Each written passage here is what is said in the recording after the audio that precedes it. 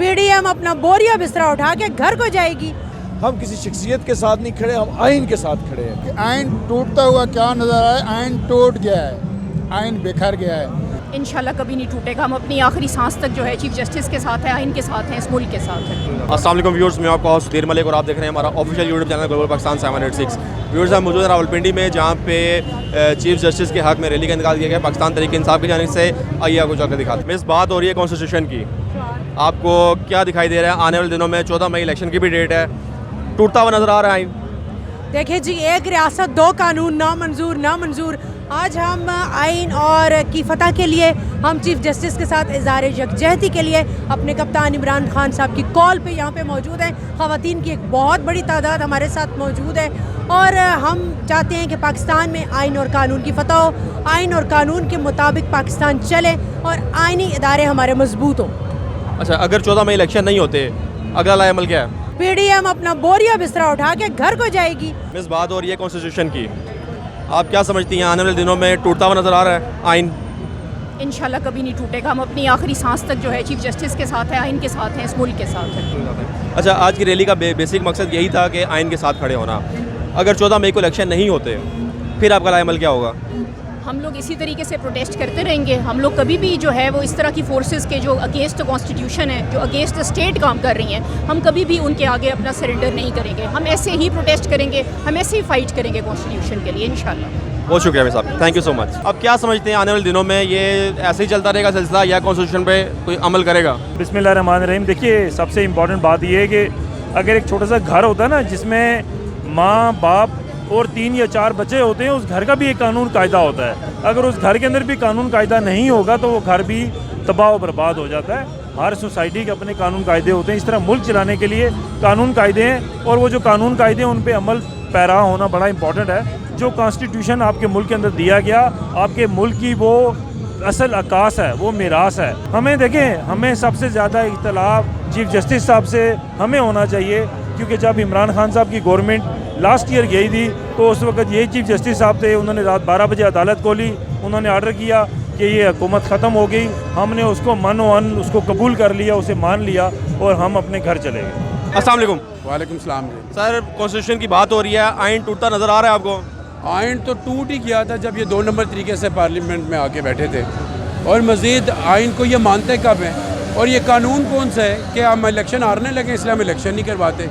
ये पीडीएम का को वक्रा ही जंगल कानून निकाला इन्होंने।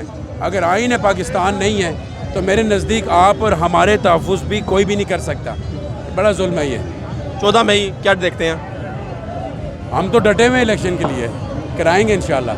अगर ये डेट आगे गई, पीडीएम एक बहुत बड़ी कुर्बानी देगी, ऐसे सस्ते में नहीं होगी। हम लोग पार्टी में आए हुए हैं और बहुत वेट कर रहे हैं इमरान का, वो आए तो जलसा हमारा बहुत अच्छा हो जाए।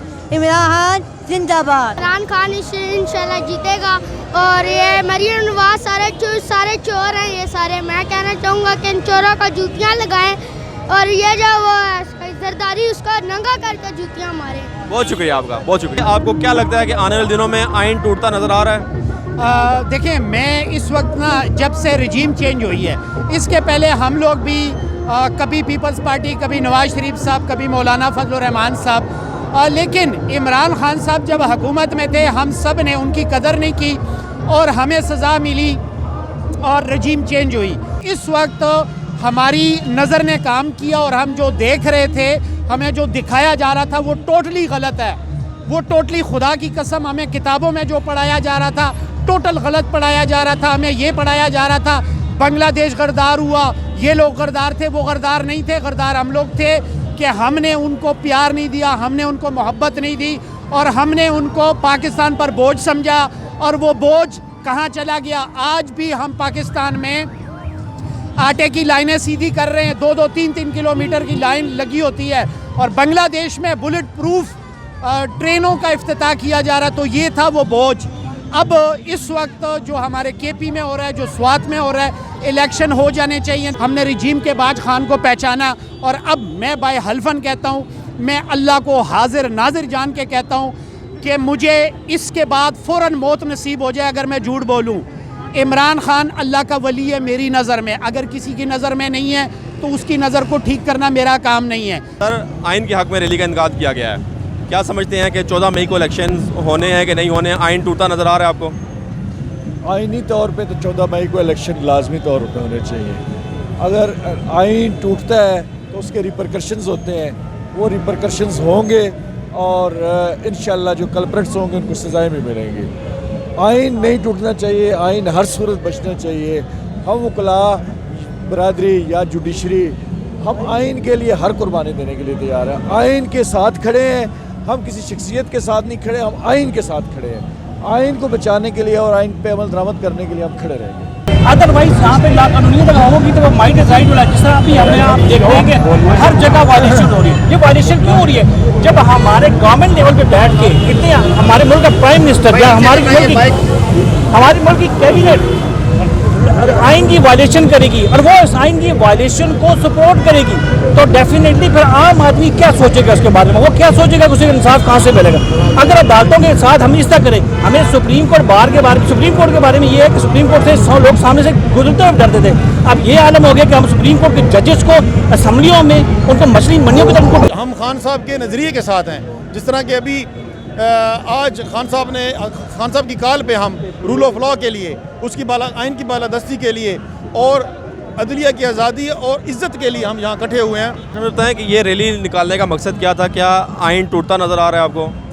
देखें, आइन का जो असल मकसद है वो हमें होता नज़र नहीं आ रहा। आइन तो जगह जगह तोड़ा गया है, हर जगह पे तोड़ा गया है। आज इस्लामाबाद में रैली नहीं निकालने दी DC साहब ने, क्यों?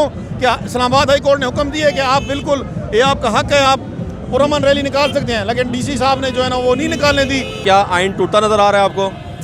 देखें, आपका जो क्वेश्चन है ना, सच्ची बात है, बड़ा इंटरेस्टिंग भी है और बड़ा तजुब भी हो रहा है कि आइन टूटता हुआ क्या नज़र आ रहा है? आइन टूट गया है, आइन बिखर गया है। देखें, जब कॉन्स्टिट्यूशन में प्रोवाइडेड है कि विद इन 90 डेज़ आपने इलेक्शन कंडक्ट कराने हैं, तो मीनिंग देयर है कि नॉट 91 डेज़, 90 डेज़। तो अब बात सिर्फ इस कॉन्स्टिट्यूशन की बात नहीं है। देखें, जितने पेरेंट लॉ है ना, जिससे तमाम कानून अक्स होता है, वो कॉन्स्टिट्यूशन है। जब कॉन्स्टिट्यूशन ही इनफील्ड नहीं है तो बाकी जो कानून है, जो बनाया गया है या जो बनेगा, तो उसकी क्या वर्थ होगी, उसकी क्या स्टैंडिंग होगी, उसकी क्या बेस होगी। तो बाकी तमाम कानून बेसलेस हो जाता है जब आपका कॉन्स्टिट्यूशन इनफील्ड नहीं होता। 14 मई का जो डिसीजन, आप इलेक्शन होते नज़र आ रहे हैं? देखें, इलेक्शन तो सच्ची बात है, पहले दिन से ही इनकी जो नीयत थी, इनके जो कंडक्ट था, ठीक है, वो पहले दिन से यही नज़र आ रहा था कि ये किसी सूरत इलेक्शन नहीं कराने के।